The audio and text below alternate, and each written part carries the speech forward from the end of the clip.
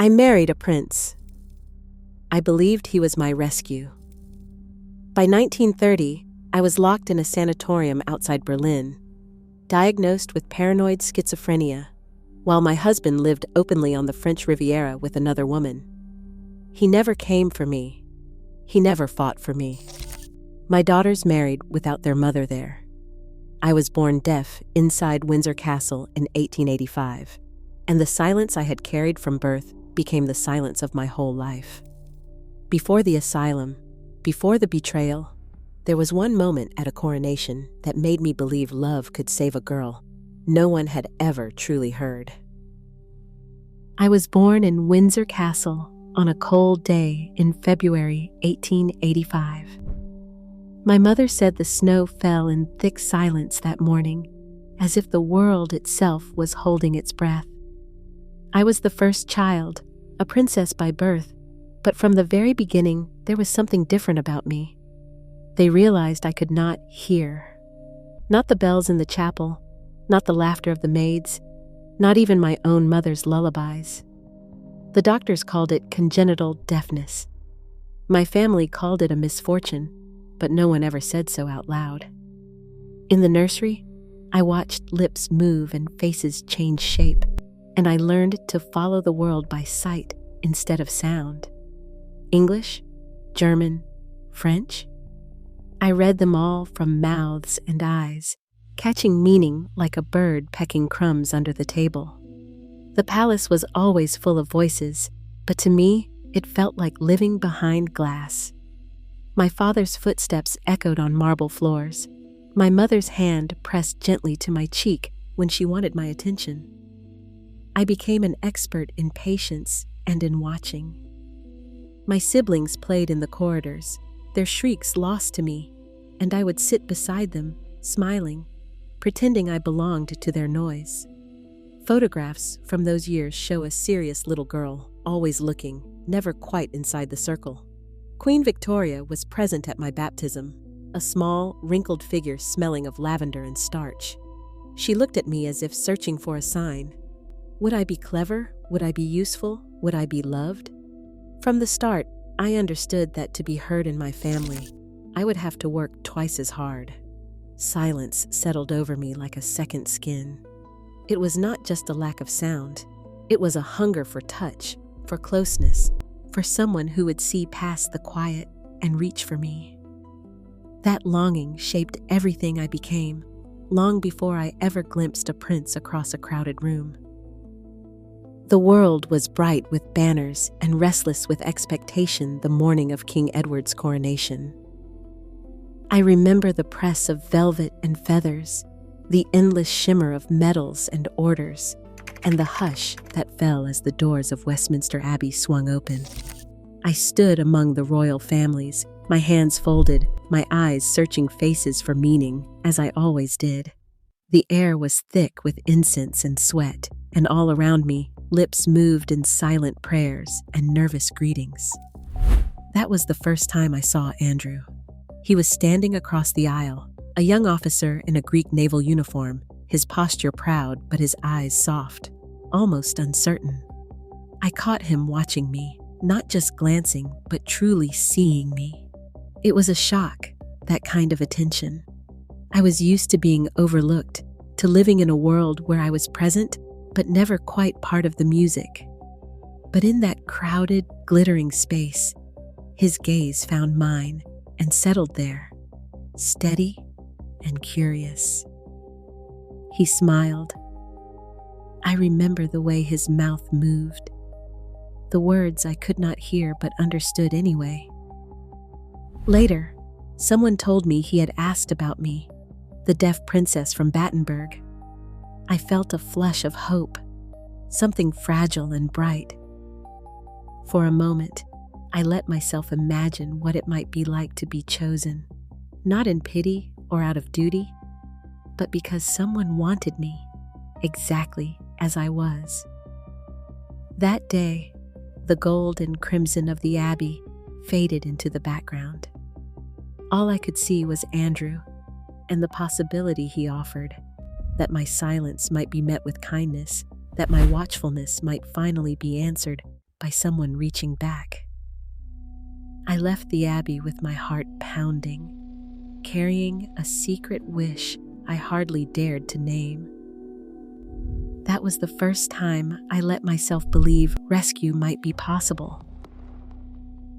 My wedding to Andrew was not a single day, but three, one promise, layered upon another, as if we could bind ourselves together with ceremony alone. In Darmstadt, the city shimmered with banners and the scent of autumn leaves. On the morning of October 6, 1903, I stood in a room heavy with velvet and expectation, signing the civil register with a hand that trembled only a little. The ink barely dried before the next stage began. There was no time to catch my breath, no quiet moment to ask myself if I was truly ready to leave behind everything I had ever known. The following day, we married twice more. First, in the Lutheran church, beneath high stained glass and the watchful eyes of my German relatives. The choir's voices were only shapes on their lips to me, but I could feel the vibration of the organ in my chest.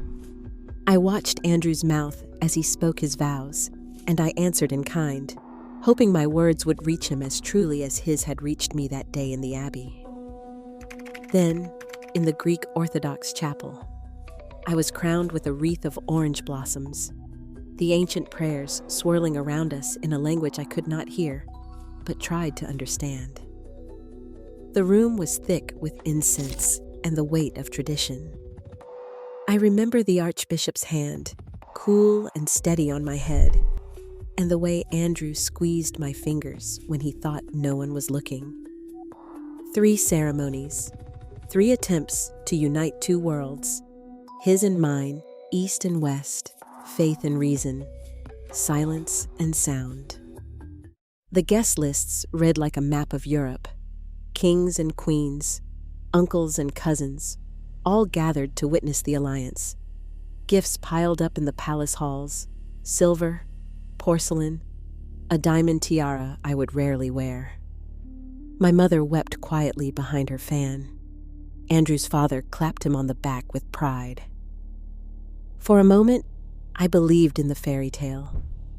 I believed that if I tried hard enough, if I learned to belong in every language, I could be the wife he needed, the princess they expected.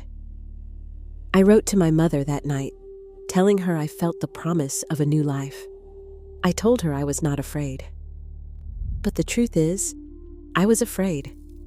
I had spent my whole life watching from the edge of the circle, always hoping to be chosen, always wondering if love could last when built on so many layers of duty. Standing beside Andrew, I let myself hope that he saw me, not just the title, not just the deaf girl who had learned to smile at the right moments, but the woman who wanted to be loved and needed fiercely and forever. That hope was the brightest thing I carried with me into our marriage. It would take years for me to understand what it cost to believe in it so completely.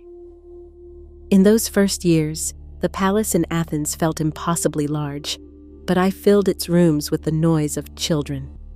Margarita arrived in the spring of 1905, her cries sharp and insistent, a sound I could feel in my bones, if not in my ears. Theodora followed just a year later, then Cecilia, Sophie, and much later, Philip. Each one a small miracle, each one a new hope that perhaps this family would anchor me at last. I learned to read their faces as I once read lips, the flush of fever, the furrow of a brow, the secret mischief before a giggle. I read them the stories I loved, mouthing words in English and German, watching their eyes widen with wonder. There are portraits from those days. Benaki Museum keeps them now, showing all of us gathered on the palace steps. I am always in the center, arms around my daughters, Andrew standing just behind, his hand resting on my shoulder, or sometimes not touching me at all. The camera catches the shine of the children's shoes, the careful bows in their hair, the stiff pride of a royal household. But it does not capture the quiet that crept into our marriage. The way Andrew's footsteps grew softer in the halls, the way his eyes drifted past me at breakfast. I kept the household ledgers myself for a time, recording every expense, every sack of flour, every new nursemaid hired and dismissed. The numbers grew heavier as the years passed. The war in the Balkans, the endless rounds of charity work, the shifting fortunes of the Greek court, all of it pressing in, making the palace feel less like a home and more like a stage set for a play I could not control. Andrew was often away, called to naval duties or to the front. When he returned, he brought the smell of tobacco and sea wind, stories of distant battles, and a restlessness I could not soothe. Sometimes he would stand at the window for hours, watching the city below, his mind already somewhere else. I tried to be everything a royal wife and mother should be: dutiful, cheerful, uncomplaining. I dressed the girls for church, arranged lessons, managed the endless stream of visitors, and smiled as if I truly belonged among the marble columns and gilded mirrors. But I felt the distance growing, a thin crack running through the heart of our marriage. There were nights when I reached for Andrew and found only empty space beside me. He never raised his voice, never accused or confessed. He simply drifted further away, leaving me to fill the silence with the laughter of our children and the routines of palace life. Looking back, I see how I clung to the children, how I poured all my longing into their small hands and bright faces. They were my joy and my duty, the proof that I could build something lasting, even as the world around us began to tremble. I told myself that if I loved them fiercely enough, if I worked hard enough, I could hold our family together. But the palace was never as solid as it seemed. Even in those golden afternoons, with the garden in bloom and the girls chasing each other through the sunlit corridors, I could feel the first tremors of something breaking beneath our feet. The night we fled Greece, the world I had built was already gone. September 1922. The city burned behind us, Athens full of shouting, soldiers in the streets, neighbors clutching bundles and children. I remember the sea air, sharp with salt and fear, as we were hurried down the gangplank of a British cruiser. My youngest, Philip, barely a year old, pressed against my chest. The girls clung to my skirts, their eyes wide, asking questions I could not answer.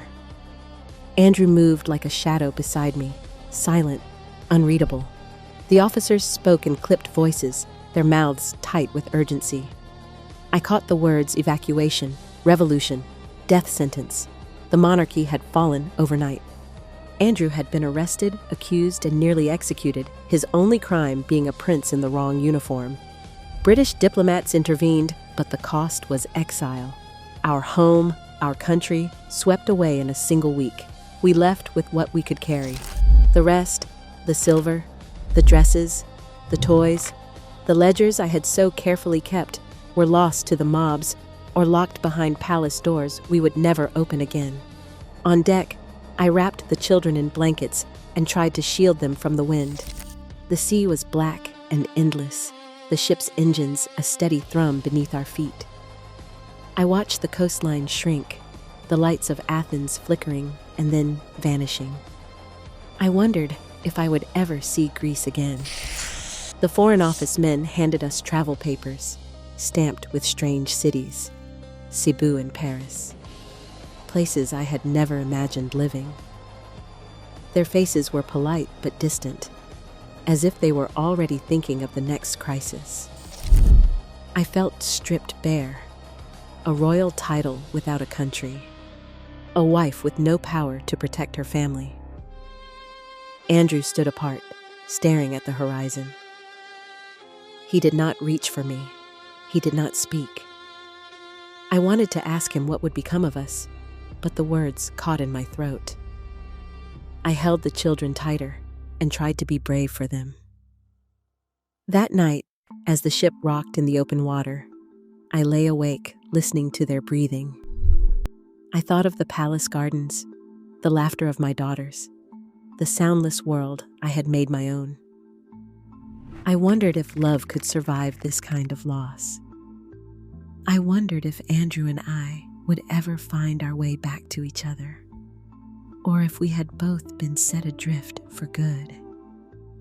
The wind howled through the rigging, and I prayed, not for a throne or a title, but for a safe harbor, for my children, and for a little mercy in the darkness ahead. Paris never felt like home. I drifted through the city with my daughters, searching for something familiar, something to anchor us. The bright clarity of Athens was gone, replaced by gray mornings and a language that never settled on my tongue.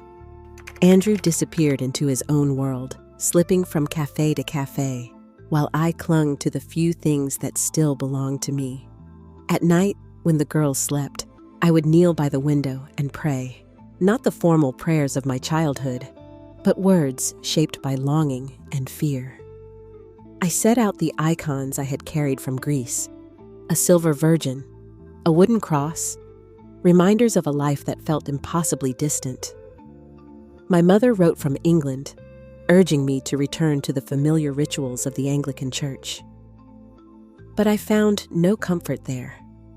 The Orthodox faith, with its incense and ancient hymns, its seasons of fasting and feasting, drew me in. It was the faith of Andrew, the faith of my children, the only thread left that tied me to the world I had lost. I began to keep the calendar of saints, to light candles for those I loved and those I mourned. The rituals became a way to mark the days, to give shape to the emptiness that filled our rooms. In October 1928, I was formally received into the Greek Orthodox Church. The ceremony took place in the chapel of the old royal palace in Athens, though I was far from Greece by then. I remember the archbishop's hand on my head, the murmur of prayers in a language I could not hear but tried to understand. Andrew stood beside me, silent. My daughters watched, solemn and still. I wore a plain dress, no jewelry. There was no celebration, only a quiet sense of crossing into something I could not leave behind. Faith became my shelter. I learned the Jesus prayer in Greek, repeating it with my fingers curled around black beads. The rituals did not heal my marriage or restore what we had lost, but they gave me a place to set down my sorrow. For a time, the icons and prayers were enough. They were all I had left. They called it madness. The corridors at Kurhaus Tegel were lined with white tile, echoing every step, every closing door. In the winter of 1930, I arrived as a patient, not a princess, not a mother, just another case. My family signed the admission papers. I was 45, with 5 children, but none of that changed the way the doctors looked past me, speaking in German and French, jotting notes, measuring, diagnosing. They said I was delusional, that I heard voices, that I was not myself. I tried to explain my grief, my prayers, but no one listened. My fate was decided in quiet conversations I never heard. Each day blurred into the next under the watch of nurses who avoided my gaze. Dr. Simmel, the psychiatrist, sat across from me, his pen moving faster than his words. I caught the word schizophrenia on his lips, paranoid, dangerous. I became a diagnosis, not a person. They questioned, examined, prodded, and when words failed, they brought in the machine. X-rays, they said, to the ovaries. The treatment was supposed to calm me. Freud himself had written to the clinic, suggesting that my mind could be subdued if my body was controlled. They believed a woman's madness lived in her womb. I lay on the table, blinded by the harsh light, the smell of disinfectant sharp, the machine humming. No one explained. No one offered comfort. I was a problem to be solved, a case to be managed. Letters from my children arrived, filtered through nurses' hands. I was allowed to reply, but only with words they approved. My daughters' weddings were planned without me. I was not there to help them dress, not there to bless them, not there to watch them walk down the aisle. I was a mother in name only, locked behind hospital doors. My absence explained away as illness. The humiliation was not just in the diagnosis, but in the silence. My husband did not visit. Andrew sent word through others, but he did not fight for me. I was left alone, surrounded by strangers who saw only a patient. My marriage faded into memory. I learned to pray in silence, counting days by the shifting bars of light, waiting for a door to open. Andrew appeared in photographs on the deck of a yacht off the Riviera, sunlight glinting on the water, a woman with dark hair and a white dress at his side. Her name was Countess de la Bigne. I would not learn it until much later, after the rumors had already seeped through hospital walls and careful silences. At first, it was only a friend's hesitation, a clipped sentence in a letter. Then, evidence began to arrive. Hotel registers from Monte Carlo, society columns from Nice, receipts for champagne and flowers. My husband's name, written in a foreign hand beside hers, as if our marriage had simply been erased by distance and time. We were still married. The papers in London and Athens confirmed it. No decree, no public scandal, just a silence that grew heavier with each passing month. I remained a wife-in-law, a mother in memory, but in every other sense I had vanished. Andrew lived openly on the Riviera, moving from hotel to hotel, his days filled with parties and unfamiliar faces. He sent messages through others when duty required, but never to me. Not one letter in his own handwriting, not a single visit. I pieced together his new life from scraps, a photograph in the newspaper, a careless remark from a friend, a mention in a gossip column. I tried to convince myself it was unimportant, to pray through the humiliation, to believe that suffering might be redeemed. But it was a slow, public death. My marriage ended not with a signature or a quarrel, but with absence. I was left behind, dismissed as unwell, while he sailed the blue waters with a woman who was not his wife. The world did not pause for my grief. I learned to swallow my anger, to fold it away like a letter never sent. Sometimes, in the quiet of the asylum, I imagined the sea against the hull of his yacht, the laughter that must have drifted across the deck. I wondered if he remembered the vows, the children, the years, or if I had become just another story he told to strangers. In the end, I mourned not the man, but the promise. The years passed behind hospital walls, slow and muffled, as if the world outside belonged to someone else. I learned to measure time by the arrival of letters, the change of seasons glimpsed through barred windows, and the steady absence of familiar voices. My daughters grew up without me. Their lives moved forward, with new names, new households, new futures, while I remained a mother only in memory, my place at their side quietly erased. In 1931, 2 weddings were held, Theodora first, then Cecilia. I was not there for either. My name did not appear on the guest lists, only a line in the palace register, absent. The newspapers printed photographs of the brides, veiled and radiant, arms linked with their fathers or brothers. No mention was made of the missing mother.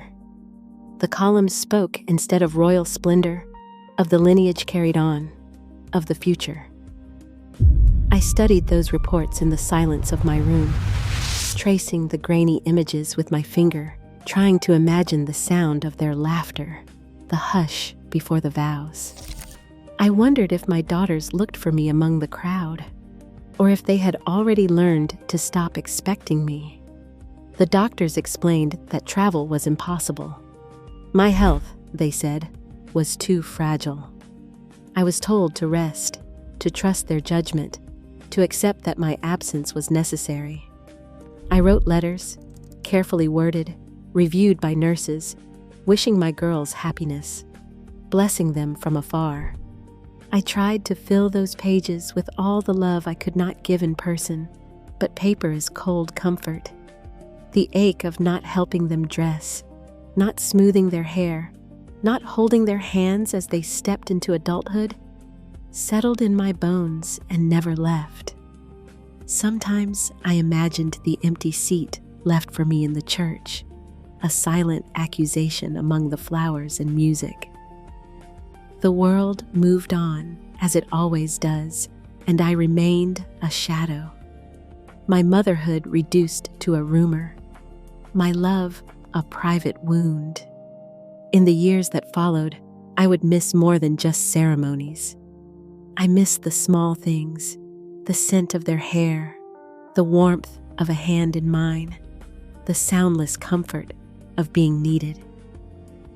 These were the losses that hollowed me out, more than any diagnosis, more than any locked door. My daughters became women without me, and I was left to mourn not just what I had lost, but what I had never been allowed to keep. The telegram arrived on a bleak November afternoon. Cecilia was gone. The plane had crashed near Ostend on November 16, 1937. Her husband, their 2 sons, and her newborn daughter died with her.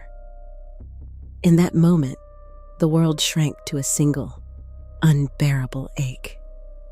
For days, I drifted through silence, numb and hollow, unable to grasp the shape of what had been lost. A week later, I stood in Darmstadt, the air raw with cold and the scent of lilies. Black coats pressed close around the grave. The coffin was too small, too pale, lowered into the earth beside her children. My hands trembled as I clung to the memory of her laughter, the feel of her hand in mine. Andrew stood across from me, shoulders stooped, hair silvered by grief. We had not shared a space like this in years. For a moment, we were only parents, stripped of everything but sorrow. We did not speak. The weight between us was heavier than words, a silence shaped by years of distance and the finality of loss. Photographers lingered at the edge, their cameras clicking. But I kept my gaze fixed on the grave. The prayers rose in German and Greek, voices blurred by wind. Andrew's hands twisted together, searching for something to hold. I wished, for a fleeting second, that we could reach for each other, but we stood apart, strangers bound by the same wound. When the last hymn faded, I placed a white rose on Cecilia's coffin. My fingers traced the wood, trying to hold on to something real. I remembered the day she was born, her soft cheek, the way she would slip her hand into mine without a word. I thought of the years lost behind hospital walls, the moments I would never reclaim. As the mourners drifted away, I understood that this was an ending, not just for Cecilia, but for the marriage I had tried so long to mend. Standing beside Andrew in the cold, I let go of hope. There would be no return. In that silence, I buried the last of my longing and turned towards something new. Athens, 1941. The city was restless, the air heavy with dread. German soldiers marched along Vasileios Konstantinou Street, their boots sharp against marble, their eyes searching for secrets. I wore the black habit of an Orthodox nun, a silver cross at my throat, and moved quietly through the city, carrying food parcels for the Greek Red Cross, searching for medicine. The occupation pressed in, but my silence, what had always set me apart, became my shield. The Gestapo stopped me sometimes, their questions clipped, their suspicion clear. I let my hands flutter and nodded as if I understood nothing. Deafness, which once isolated me, now kept me safe. They grew impatient and let me pass. One night, Rachel Cohen appeared at my door, her face pale, her children pressed close. David, Esther, Jacob, and Miriam. Their home had been seized, their names added to the lists. Rumors whispered of deportations. I did not hesitate. I led them upstairs, past the creaking floorboards, to a cramped attic room hidden behind a wooden panel. I promised Rachel her family would be safe as long as I drew breath. For nearly a year, the Cohens lived in that narrow space, sleeping in shifts, speaking only in whispers. I brought bread when I could, sometimes only a crust, sometimes beans or a few potatoes. The children grew thin, but they survived. Twice, Gestapo officers came. Once, in the dead of winter, they pounded on the door, demanding to search the house. I met them in the parlor, my face blank. I let them shout, let them grow frustrated with my silence. I signed that I could not hear, pointed to the icons on the wall, and waited. They left, muttering about the deaf old woman. Each night, I prayed for the war to end, for the children to see sunlight again. When liberation finally came, the Cohens stepped into the street, blinking in the new light. Rachel hugged me, her heart pounding against mine. My silence, once a sorrow, had become purpose. In that hidden room, I found a way to make the quiet mean something. I was born in Windsor, deaf from my first breath, always reading lips and searching faces for kindness. I loved a prince and learned how quickly a wedding veil can become a shroud. The world still tells women to suffer in silence. I will not. My marriage broke me, but I found a different voice, one that is my own. If you hear it now, perhaps you will remember. Survival is not the same as rescue. Thank you for listening.